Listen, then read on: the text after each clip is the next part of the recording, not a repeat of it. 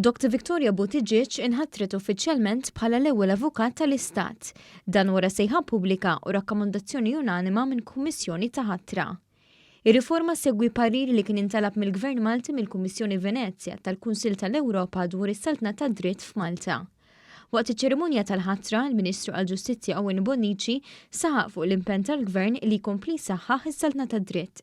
Spjega li dan l-irwol kostituzzjonali ġdid inħoloq bis-saħħa tal-liġi approvata fl-Ulju li għadda, li fatmet il-funzjonijiet dupliċi li kellu sal-lum l-Avukat Ġenerali.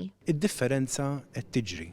Ingħatat il-ħatra Dr. Victoria Buttigieg minn għada se tkun l-ewwel Avukat tal-Istat u l-allura l-Uffiċċju l-Avukat Ġenerali se jinqasam fit-tnejn. L-Avukat Ġenerali se jibqa' jżomm ir-responsabiltajiet ta' prosekuzzjoni u materji kriminali li tipprovdi għalihom il-Kostituzzjoni u liġijiet oħra fil-kamp kriminali. Bl-Avukat tal-Istat se tibda tkun responsabbli għal funzjonijiet kollha ta' pariri lill-Gvern u rappreżentanza legali fl-oqsma ta' liġi kostituzzjonali, ċivili u amministrattiva li sal-lum huma eżerċitati mill-Avukat Ġenerali.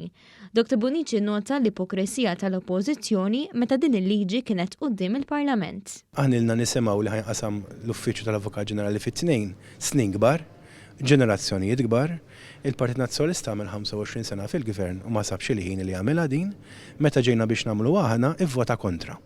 Din hija differenza bejn żewġ partiti. L-Avukat tal-Istat se tgawdu l-istess livell ta' protezzjoni u sigurtà li jgawdu l-membri tal-Ġudikatura u l-Avukat Ġenerali u se taqdi l-funzjonijiet tagħha permezz ta' aġenzija indipendenti.